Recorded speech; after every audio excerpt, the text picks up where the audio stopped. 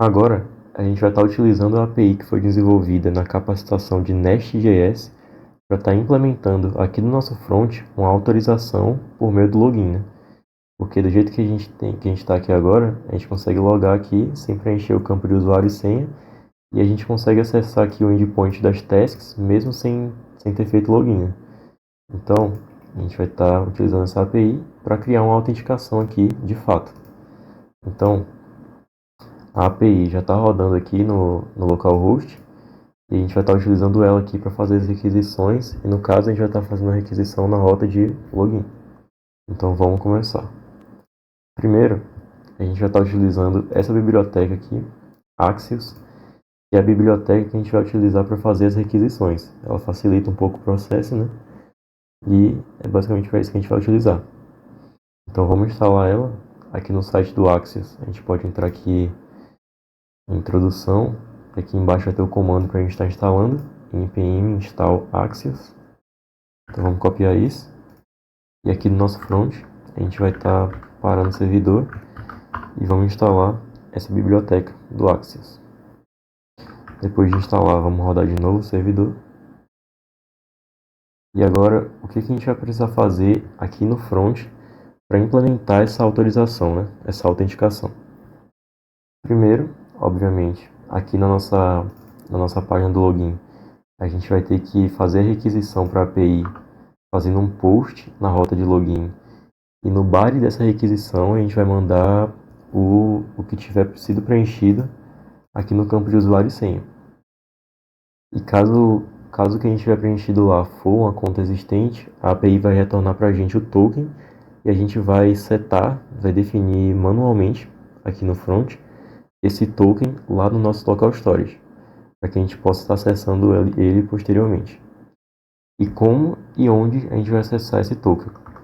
Basicamente, a gente vai criar um componente novo que vai envolver essa página de tasks, e esse componente ele vai fazer verificação no nosso local storage se há a existência de algum token.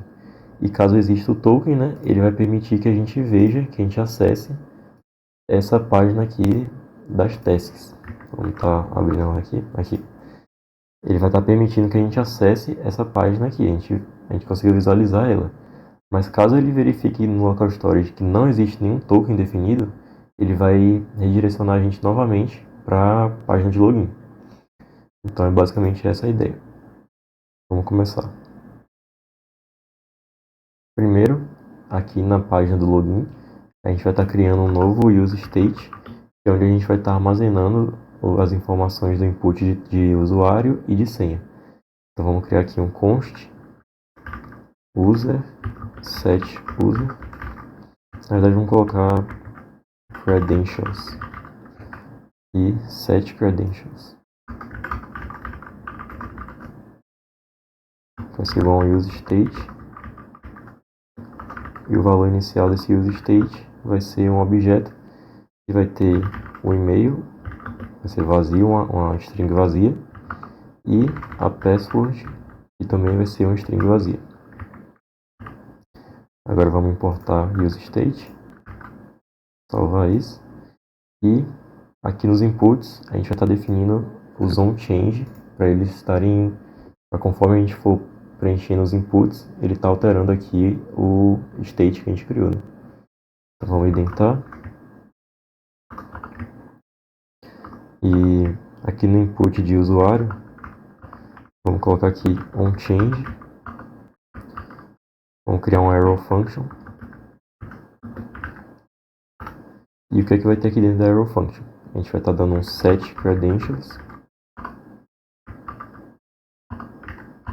E a gente vai enviar como parâmetro dessa função um objeto. E a gente vai usar aqui o spread operator para pegar os valores que já estão definidos, que no caso vai ser o da senha, né? Então a gente usa o spread operator, credentials, e a gente vai sobrescrever o e-mail para ser o event .target.value. E aqui a gente vai fazer a mesma coisa aqui no input de senha, né? Sempre que a gente alterar o input, a gente vai chamar essa função para estar alterando ali dentro do nosso objeto o valor de texto que está sendo escrito ali. Então, vou colocar aqui onChange e set credentials e vamos fazer a mesma coisa. Credentials. E aqui embaixo a gente vai sobrescrever a password, que vai ser o event.target.value.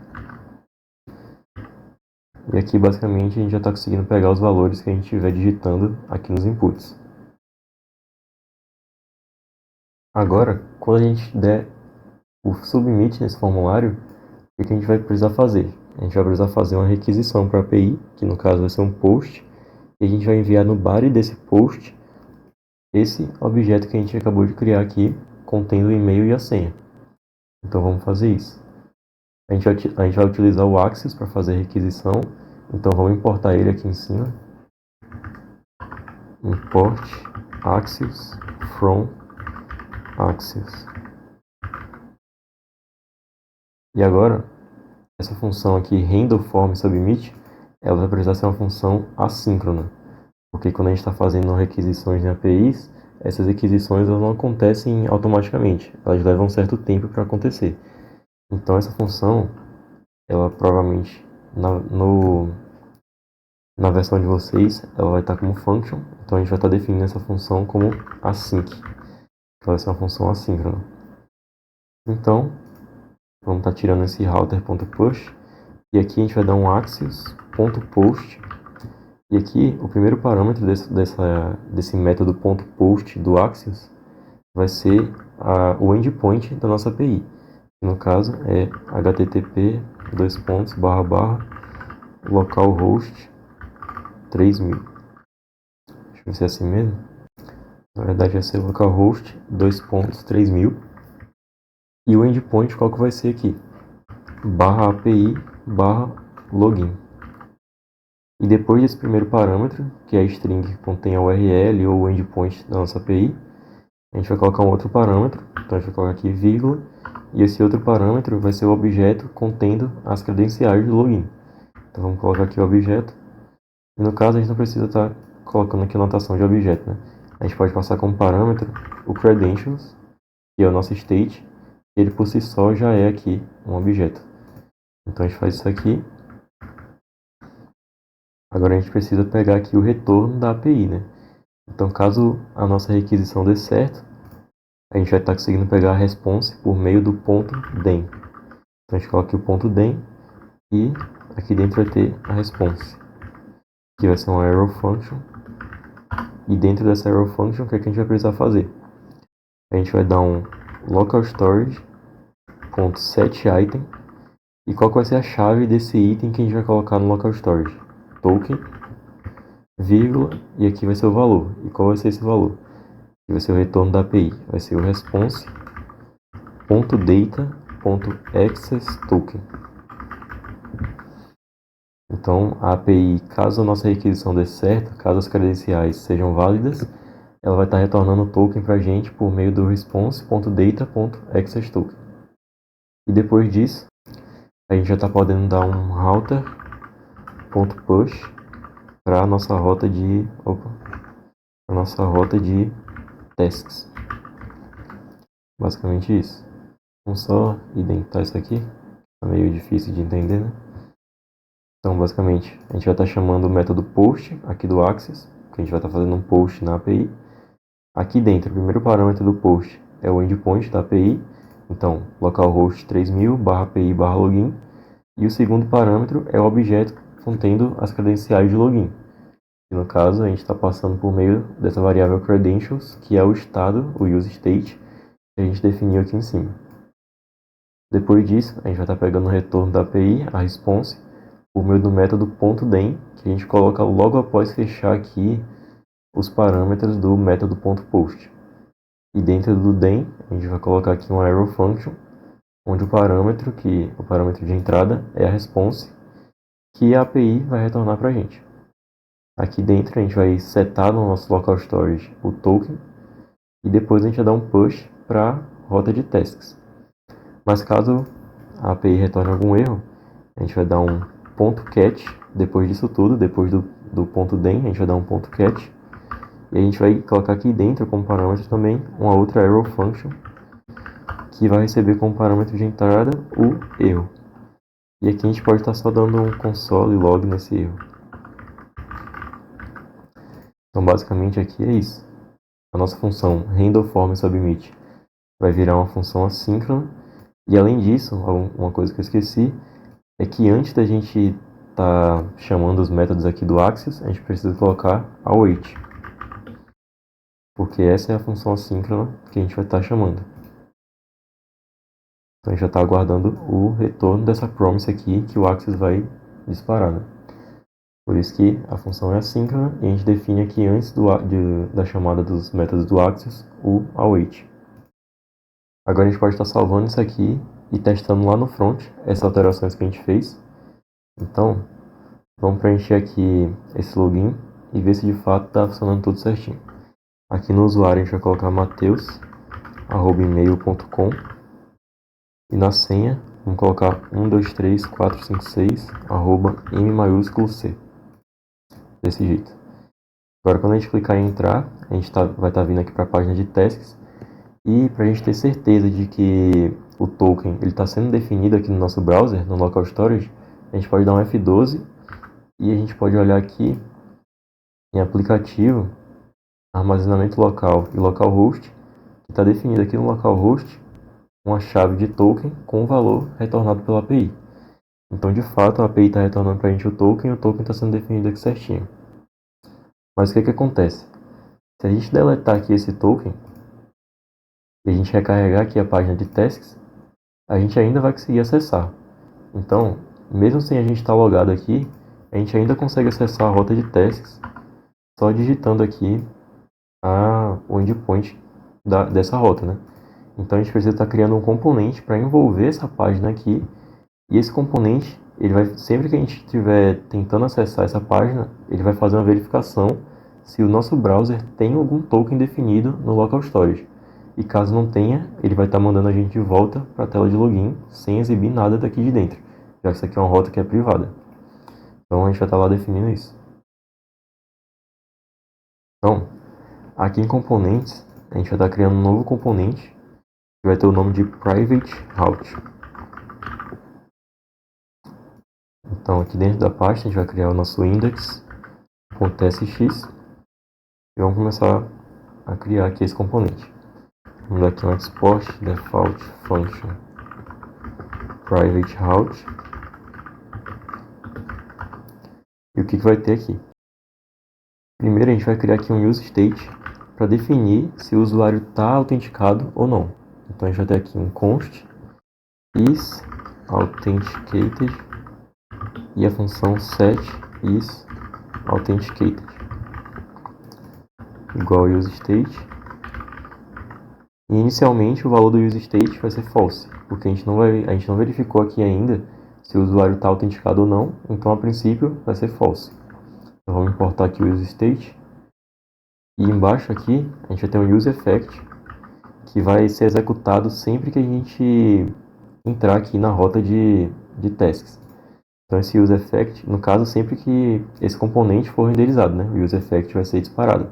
Mas esse componente vai ser renderizado quando a gente entrar aqui nessa rota. Então, basicamente é isso que eu quis dizer. Então a gente vai criar aqui um use effect.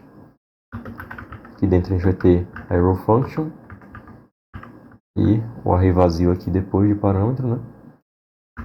E o que a gente vai ter aqui? Primeiro, a gente vai verificar no local storage, vai tentar pegar o token do local storage. Então a gente vai colocar aqui const token igual a local storage.getItem. E qual é a chave do item do local storage que a gente quer pegar? Token. Então a gente vai tentar pegar aqui do local storage o valor aqui dessa chave token. E a gente vai verificar se existe algum token ou não. Então, if token, se o token não existir, se for nulo, o que a gente vai fazer? A gente vai dar um router.push. No caso, vamos importar aqui antes do nosso use state inicial aqui.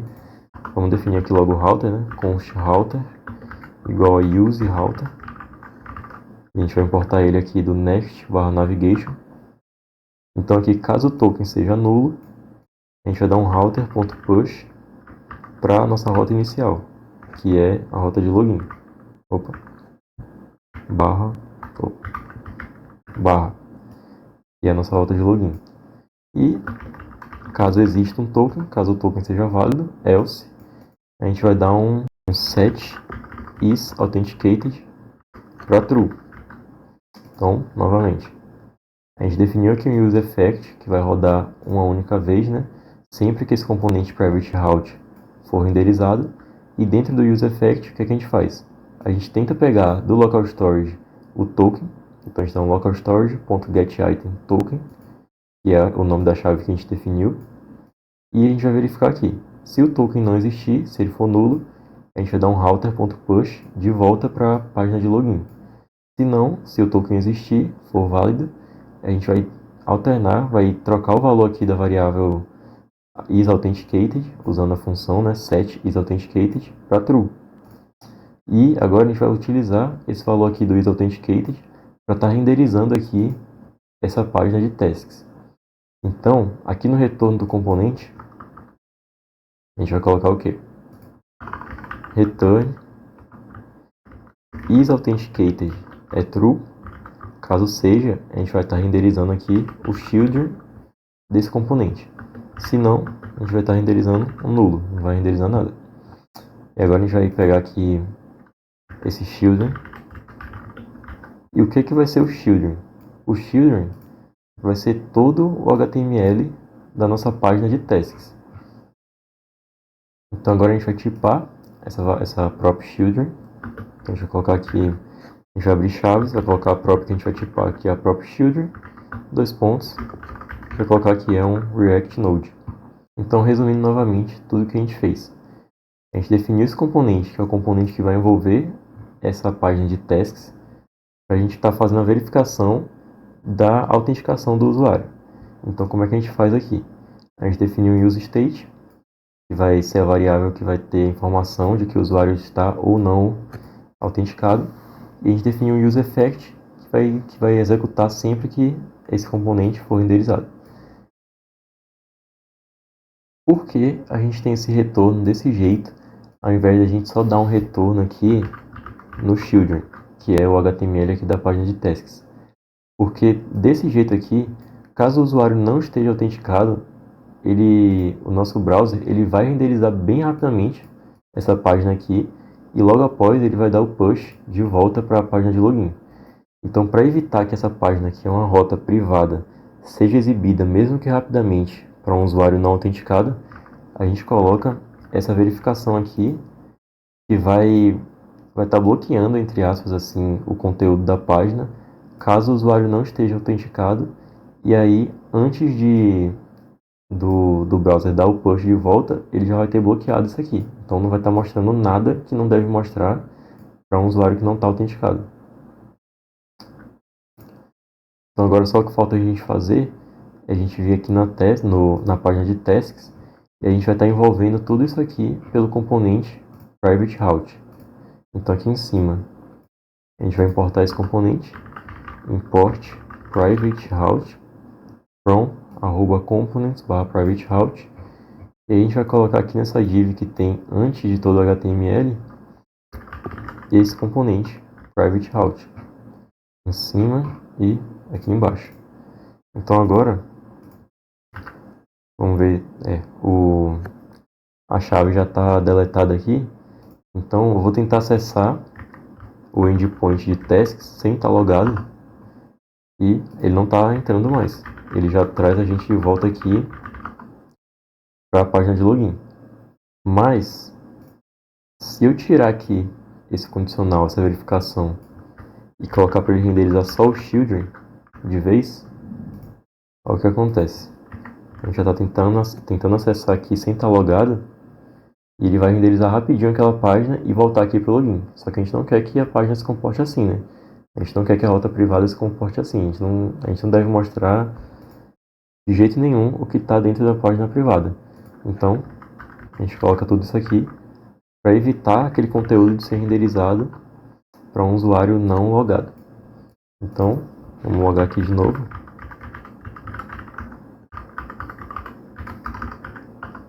E agora a gente consegue acessar. E no Local Storage aqui tem o nosso token que a gente conseguiu a partir da API. Então, basicamente é isso. A gente conseguiu fazer a primeira integração aqui com a API externa. E a gente tem aqui a nossa aplicação agora com uma autenticação por meio de login.